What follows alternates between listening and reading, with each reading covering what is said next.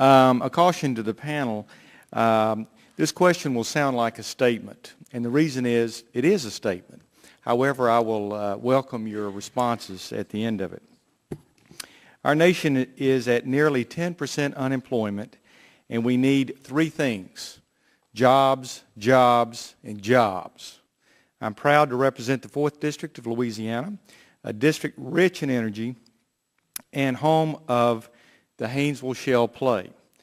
According to the Louisiana Department of Natural Resources, the Haynesville Shale, discovered in early 2008, accounts for nearly 10.4% of all the current oil and gas exploration in the United States. My district in Louisiana knows firsthand the benefits of energy development, and beyond the direct economic benefits of bonus payments and royalty payments, which do not affect every citizen, our tax base has increased. Jobs have increased. In 2008 alone, investment in the Haynesville Shale resulted in the creation of 32,742 new jobs within the state, and state and local tax revenues skyrocketed by more than $153 million. In just 1 year, the Haynesville Shale development was responsible for $4.5 billion being pumped into the Louisiana economy. Notably, for every job created in the oil and gas sectors, an estimated 4.5 additional jobs are created in other employment sectors in the state. We must grow our energy development, create good jobs, lower costs for the American families, and reduce our dependence on foreign energy. I am deeply concerned by the President's budget and that it presumes a reduction in our energy development. In fact, if I'm not mistaken, the budget estimates a decline in revenues from new offshore leasing from $1.5 billion in 2009 to $413 million in 2015. I'll be frank with you, I'm greatly disappointed. And there's rhetoric that's been coming out of Washington for years that says that we want to work to increase the production of energy and the independence of energy in our country and lower the cost. But it seems to me that by actions, just the opposite is happening. This budget includes a plethora of production diminishing measures to increase taxes, new fees, and royalty rate increases that will disproportionately impact the small businesses that produce.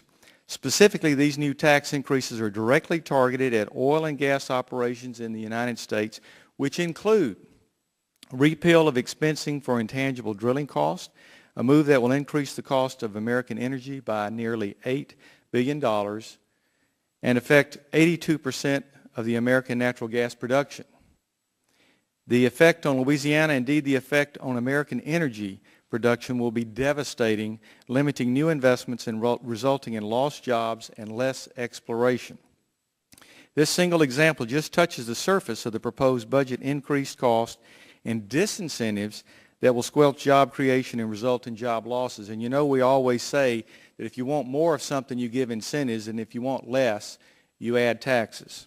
Recently, there have been efforts seeming aimed at adding additional layers of bureaucratic red tape to energy production by regulating hydrological fracturing. Today, it is estimated that 90% of all new natural gas wells in the United States are fractured. I am deeply concerned by any proposal that would add costly and unnecessary layers of regulations to hydraulic fracturing. Under such a scheme, production would likely grind to a halt, and millions of dollars in federal and state tax revenue would be at risk, all in the name of environmental concerns that are already being addressed. We must develop policies that create new jobs and increase American production.